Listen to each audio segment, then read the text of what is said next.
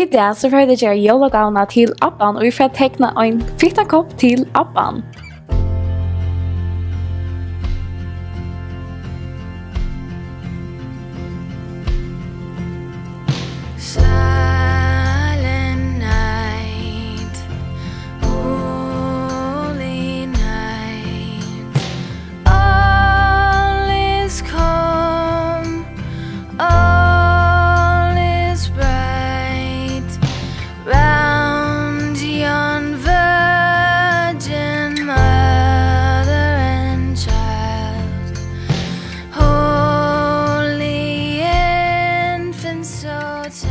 Hesa porselenpennar kan man köpa ut 2x3.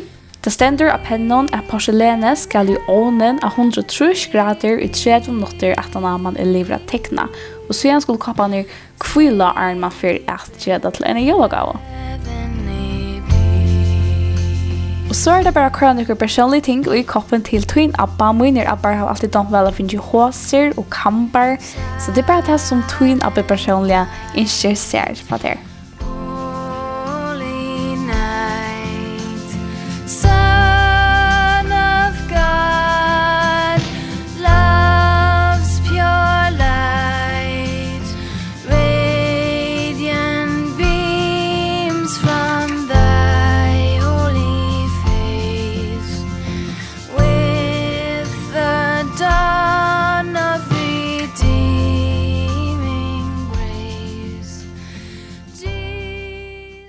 Haldi avfylgja vi inn til Jólakalendarin der klokkan 6 åpner vi en nødja lúka av Vakurleiki.fo. Heimasine www.vakurleiki.fo.